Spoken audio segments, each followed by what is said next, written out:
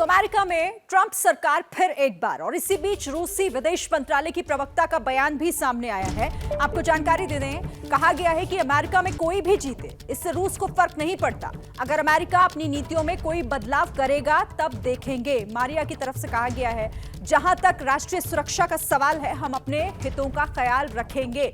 इस वक्त की बड़ी खबर, रूस की विदेश मंत्रालय की प्रवक्ता मारिया का ये महत्वपूर्ण बयान। इस पर बात करने के लिए आपको लिए चलते हैं वॉशिंगटन।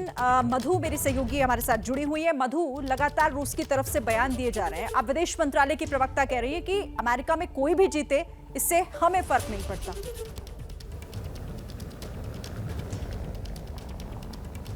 जी, फिलहाल ये तो सिर्फ बयानबाजी ही है, लेकिन जब डोनाल्ड ट्रंप पावर में आएंगे और जब वो एक बार राष्ट्रपति की शपथ ले लेते हैं, उसके बाद उनका किस तरह से फॉरेन पॉलिसी को लेके अपना पहला कदम होगा, इस पर सबकी निगाहें टिकी हुई हैं, क्योंकि वो एक बहुत स्ट्रॉन्ग और फोर्सफुल इम्प्लीमेंट करते हैं फॉरेन पॉलिसी को। उन्होंने हमेशा से कहा है, अपने पूरे कैंपेन के दौरान कहा है कि वो वॉर को ख़त्म करेंगे, वो जंग में किसी भी तरह अमेरिका को हिस्सा नहीं लेने देंगे।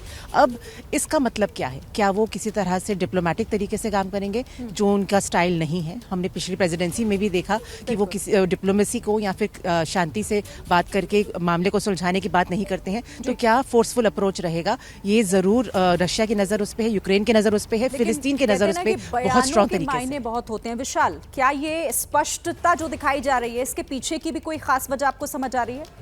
देखिए, क्योंकि रूस और अमेरिका के बीच में दूरियां हमेशा से रही हैं और अभी डोनाल्ड ट्रंप 20 जनवरी को शपथ लेंगे और कहीं ना कहीं रूस इसी बात का इंतजार कर रहा है कि आखिरकार डोनाल्ड ट्रंप का प्रस्ताव क्या होगा, किस तरह से वो आगे की दशा दिशा तय करेंगे। क्योंकि डोनाल्ड ट्रंप ने चुनाव के दौरान बयान जरूर दिया कि वो रूस यूक्रेन का युद्ध रुकवा देंगे, लेकिन उसका प्लान क्या होगा, कैसे रुकवाएंगे, ये तो फॉर्मल बातचीत के टेबल पर ही होगी, या कोई जब इसके संदर्भ में कोई मीटिंग होती है या कोई प्रस्ताव सामने आता है, तो इसीलिए शायद रूस फूक कर कदम रख रहा है। और इसीलिए अमेरिका चुनाव के नतीजों के बाद से रूस के विदेश मंत्रालय की प्रवक्ता का यह कहना है कि अमेरिका में कोई जीते, उन्हें फर्क नहीं पड़ता है। अमेरिका अगर रूस के लिए अपनी नीतियों में कोई बदलाव करता है, तब वो देखेंगे कि उन्हें आगे क्या करना है। तो कहीं ना कहीं यह बयानबाजी है और असली जो तस्वीर सामने आएगी वो 20 जनवरी 2025 के बाद ही आएगी कि आखिरकार अमेरिका क्या करना चाहता है रूस यूक्रेन के मामले में।